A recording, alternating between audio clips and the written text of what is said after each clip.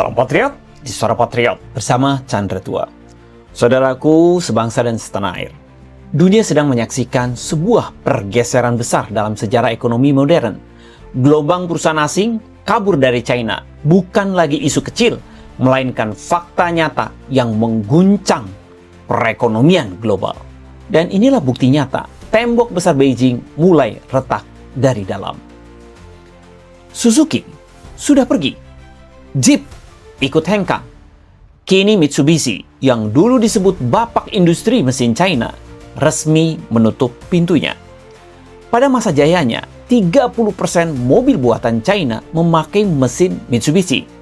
Tapi lihatlah sekarang, penjualan anjlok dari 140.000 unit di tahun 2019 menjadi hanya 12.000 di tahun 2023. Pabriknya nyaris kosong, tinggal beroperasi kurang dari 5%. Dan akhirnya mereka menyerah. Mitsubishi hanyalah salah satu contoh. Honda, Nissan, Volkswagen, General Motors ikut menutup pabrik. Dari otomotif, elektronik, hingga teknologi tinggi. Arus modal asing meninggalkan China seperti air bah. Logitech memindahkan produksi ke Vietnam, Malaysia, bahkan Meksiko. Amazon menutup laboratorium AI di Shanghai. IBM hengkang, Microsoft memindahkan ratusan peneliti AI-nya. Saudara-saudaraku, yang pergi bukan hanya pabrik baja dan plastik. Yang hilang dari China adalah modal intelektual, inovasi, dan masa depan teknologi. Inilah kehilangan paling mematikan, karena tanpa otak, otot industri tidak akan pernah bernyawa. Pertanyaannya, mengapa mereka kabur? Jawabannya jelas, berbisnis di China adalah jebakan mematikan. Perusahaan asing dipaksa membuka cabang partai di dalam kantor. Teknologi wajib diserahkan, rahasia dagang diperas habis. Hukum samar-samar bisa menjerat siapa saja sebagai mata-mata. Semua sadar, bertahan berarti bunuh diri, keluar berarti selamat. Sekarang dunia bersatu melawan China.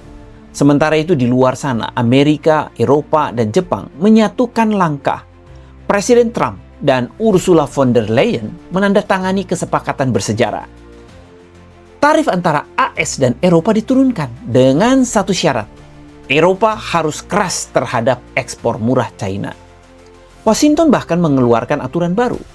Barang asal China yang disamarkan lewat negara ketiga akan dikenakan tarif tambahan 40% tanpa kompromi. Bagaimana dengan Indonesia? Kita perlu waspada. Artinya jelas, dunia sedang mengepung Beijing. Raksasa yang dulu seolah tak terkalahkan, kini di tepi jurang. Dan sekarang apa artinya bagi dunia? China yang selama puluhan tahun jadi pabrik dunia, kini menghadapi krisisnya yang paling dalam. Perusahaan asing keluar, jutaan lapangan kerja lenyap. Ekonomi mereka pastilah terguncang. Dan ingatlah, bila China jatuh, dunia pun ikut terguncang. Harga bahan baku, arus logistik, hingga rantai pasok global akan bergeser. Negara-negara yang terlalu bergantung pada China akan goyah. Pertanyaannya, bagaimana dengan Indonesia? Saudara-saudaraku, mari kita jujur, ekonomi Indonesia masih tergantung pada China.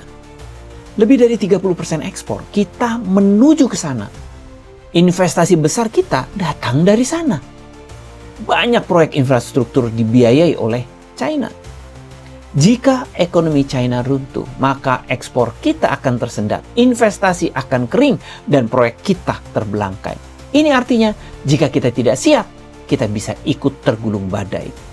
Mungkin apa yang terjadi di Indonesia sekarang, pengangguran, kesulitan ekonomi, itu disebabkan karena ekonomi China lagi batuk. Tapi di balik bahaya selalu ada peluang. Malaysia sudah bergerak, Vietnam bersiap, Meksiko ikut menarik investor.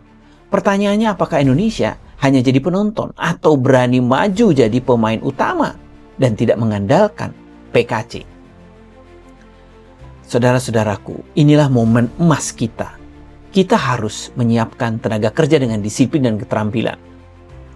Memperkuat infrastruktur, pelabuhan, dan logistik. menegakkan kedaulatan ekonomi. Jangan lagi hanya jadi pasar bagi lain. Kita sudah dengar tekstil tengah menderita berat. Sejarah selalu berpihak pada bangsa yang berani melihat peluang di tengah krisis. Ketika satu raksasa runtuh, yang lain lahir. Jangan sampai Indonesia tertinggal. Apa yang terjadi sekarang itu menunjukkan bahwa PKC sangat rapuh. Oleh karena itu, saudaraku, jangan gentar melihat propaganda PKC. Mereka tampak besar tapi rapuh. Sebuah negeri yang dibangun di atas kebohongan, penindasan, dan moral busuk mustahil bisa bertahan lama. Semua yang mereka bangun hanyalah istana pasir. Ketika ombak sejarah datang, semua akan runtuh. Izinkan saya bertanya, apakah mungkin sebuah bangsa abadi bila fondasinya kebohongan? Apakah rezim bisa makmur bila menindas rakyatnya sendiri? Apakah sebuah negeri bisa dihormati bila moralitasnya hancur? Jawabannya jelas, tidak mungkin. Komunisme adalah jalan buntu. Berhentilah memuji Partai Komunis China. Karena dengan kita memujinya, tanpa sadar kita sudah takut dan membuat kita semakin tak berdaya. Suara Patriot untuk Indonesia berdaulat.